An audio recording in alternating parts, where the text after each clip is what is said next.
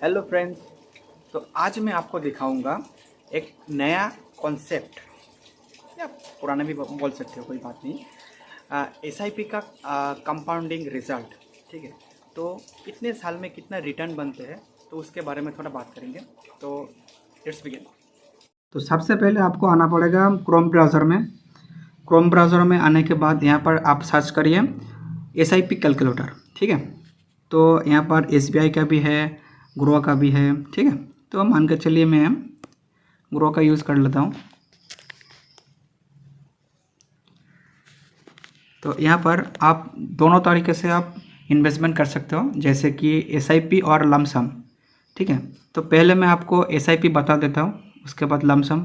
ठीक है, तो एसआईपी में आप मान के चलिए मंथ में आप 3,000 इन्वेस्टमेंट करना चाहती हो। ठीक है, एसआईपी आप स्टार्ट कर रहे हो फिलहाल। हाँ, तो आपका रिटर्न मान के चलिए 14%, और आप यहाँ पर इन्वेस्टमेंट टाइम पीरियड रखते हो 20 साल के लिए। ठीक है, या मान के चलिए 25 साल के लिए। तो यहाँ पर आप देख पाएंगे आपका इन्वेस्टमेंट अमाउंट है 9 लाख। ठीक है, और रिटर्न बनेंगे यहाँ पर कितना 61 लाख। ठीक है, और टोटल मिलाकर कितना बनता है यहाँ पर वैल्यू 70 लाख। तो भाई लोग यहाँ पर देखिए, तो यहाँ पर इन्वेस्टमेंट कितना है और रिटर्न भी कितना बनता है। ठीक है, अगर मान के चलिए मैं इसको थोड़ा बढ़ा देता हूँ, जैसे कि प्रीमियम अमाउंट है, मान के चलिए मैं 5,000 से मैं एसआईपी करना चाहती हूँ 25 साल के लिए, 14% रिटर्न है। ठीक है, तो इसको देखता हूँ मैं। तो यहाँ पर देखिए, मैं इन्वेस्टमेंट अमाउंट मेरा है 15 लाख। ठीक है, और मेरा जो रिटर्न बनेंगे वो 1 करोड़ से ज़्यादा हो गया। ठीक है, तो टोटल यहाँ पर 1 करोड़ तो हो ही गया। ठीक है, तो यह आपको अगर गोल है तो ये ऐसे ही अचीव हो जाएगा। तो आप 5,000 अगर 25 साल के लिए छोड़ देते हो तो यह अपने आप ये कंपाउंडिंग से, ठीक है, आपको मिल जाएंगे 1 करोड़। तो एक तरीका है, और एक तरीका है लमसम। लमसम में यहाँ पर टोटल इन्वेस्टमेंट आप कितना करना चाहते हो, मान के चलिए आपके पास जैसे तैसे करके कुछ काम करके हो, या किसी ने आपको दिया हो, तो ठीक है, तो आपके पास मान के चलिए 1 लाख रुपया है। मान के चलिए 1,000, 10,000, 1 लाख। ठीक है, तो 14% के लिए अगर आप छोड़ देते हो 25 साल के लिए एक ही बार, ठीक है, तो ये आपका हो जाएगा 1 लाख का, ठीक है, इन्वेस्टमेंट, और एस्टिमेट रिटर्न बनेंगे यहाँ पर 25 लाख, और टोटल वैल्यू बनेगा 26 लाख। ठीक है, 26 लाख। तो आप एक बार यहाँ पर गौर से देखिए, अगर मैं इसको थोड़ा अमाउंट बढ़ा देता हूँ, जैसे कि 15 लाख, 1,000, 15,000, 1.5 लाख और 15 लाख। ठीक है, तो इसको अगर मैं देखता हूँ, अगर लमसम इन्वेस्टमेंट कर देता हूँ तो यहाँ पर रिटर्न बनेंगे 15 लाख के मैं एक बार इन्वेस्टमेंट कर चुका हूँ। ठीक है, और रिटर्न 4 करोड़ के आसपास लगभग हो ही जाता है यहाँ पर। तो मान के चलिए 3 करोड़, ठीक है, कितना बनेंगे, तो बहुत ज़्यादा बन गए भाई। तो मान के चलिए आपका 4 करोड़ टारगेट है, ठीक है, 25 साल में। तो आप 15 लाख यहाँ पर एक बार में, ठीक है, डाल दीजिए, तो यहाँ पर 4 करोड़ बन जाएंगे। यहाँ पर अगर आप चाहते हो एसआईपी करना चाहते हो तो यहाँ पर एसआईपी में क्लिक करिए, और एसआईपी में क्लिक करने के बाद यहाँ पर जितना चाहे आप शुरू कर सकते हैं, एक तरीका है। ठीक है, बहुत भाई लोग मेरे को बोला है जो 500 रुपये में स्टार्ट करो, तो ठीक है, कोई बात नहीं, वो भी चलेगा। आप चाहे तो इसको थोड़ा थोड़ा करके बढ़ा भी सकते हैं। ठीक है, और इसको अगर मैं 500 रुपये में स्टार्ट करता हूँ, या मिनिमम 100 रुपये में स्टार्ट करता हूँ तो भी चलेगा, मगर रिटर्न उतना नहीं बनेगा, क्योंकि आपको रिटर्न ज़्यादा चाहिए तो आपको इन्वेस्टमेंट भी ज़्यादा देर करना चाहिए। ठीक है, और ज़्यादा अमाउंट के साथ। तो यहाँ पर आपको लमसम में सबसे ज़्यादा रिटर्न बनेंगे। ठीक है, एसआईपी में थोड़ा थोड़ा करके आप जैसे कि मैंने जैसे आपको प्रीमियम यहाँ पर स्टेप अप आप करेंगे ना, तो यहाँ पर आपको रिटर्न भी बनेंगे। तो आप एसआईपी शुरू करने से पहले आपको चाहिए एक डीमेट अकाउंट, ठीक है, और एक ट्रेडिंग अकाउंट। तो डीमेट और ट्रेडिंग अकाउंट एक ही जगह में आपको मिल जाएंगे, जैसे कि ग्रो, अपस्टॉक, ठीक है, और भी कुछ ब्रोकर है, तो आप वहाँ पर आप इसको ट्राई कर सकते हैं। जैसे कि मैं ग्रो यूज़ कर रहा हूँ फ़िलहाल, तो मैं ग्रो में आपको दिखा देता हूँ। जैसे कि यहाँ पर ऑप्शन है म्यूचुअल फंड, तो मैं इसको मैं क्लिक कर लेता हूँ। ठीक है, तो यहाँ पर आपको मिलेंगे जैसे कि पॉपुलर फंड, और नीचे आएंगे हम तो यहाँ पर best SIP fund, high return, ठीक है, और इस मिड कैप, स्मॉल कैप। तो मान कर चलिए मैं स्मॉल कैप में इन्वेस्टमेंट करना चाहती हूँ, तो स्मॉल कैप में सबसे ज़्यादा रिटर्न बनेंगे और ज़्यादा समय के साथ, और इसके पास रिस्क भी ज़्यादा है, क्योंकि स्मॉल कैप जो है वो रिस्की फंड है, ठीक है, और मिड कैप जो है उनसे भी इतना थोड़ा रिस्क है, मगर वो चला ही जाता है, जैसे कि नॉर्मल है।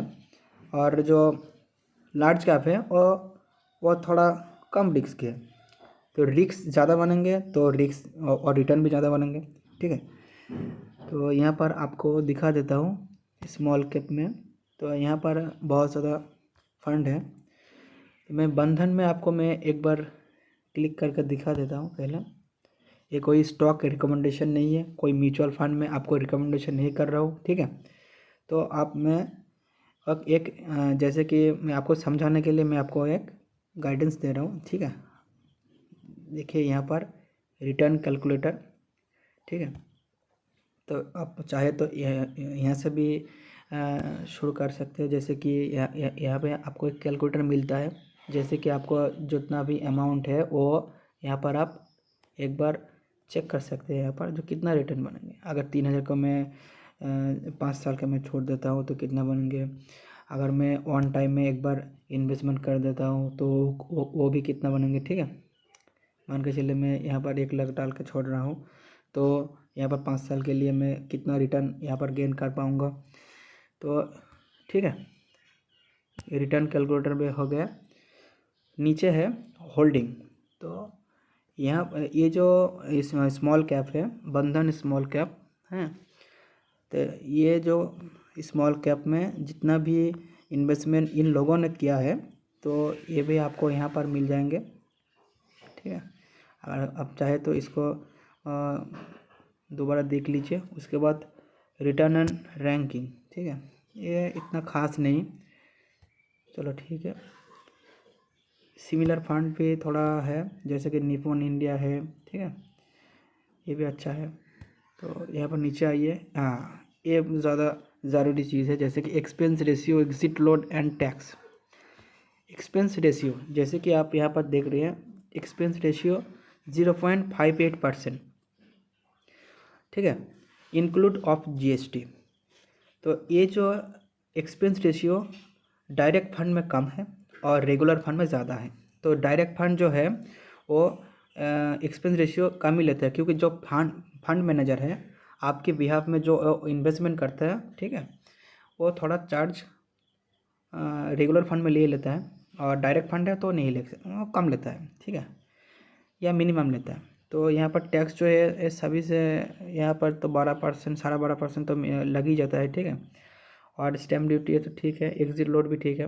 तो अगर आप जो भी स्मॉल कैप या लार्ज कैप हैं और या मिड कैप में इन्वेस्टमेंट करते हो, तो वहाँ पर आपको एक चीज़ ध्यान रखना होगा, एक्सपेंस रेशियो कम से कम हो, ठीक है, क्योंकि अगर आपको रिटर्न बनेंगे बहुत ज़्यादा और वहाँ पर एक्सपेंस रेशियो ये जो है ना, ये साल में आपको माने डिडक्ट हो जाता है। जैसे कि मान के चलिए 1 साल के लिए आप इन्वेस्टमेंट कर रहे हो, तो 1 साल के बाद आपको एक्सपेंस रेशियो एक बार ले लिया जाएगा।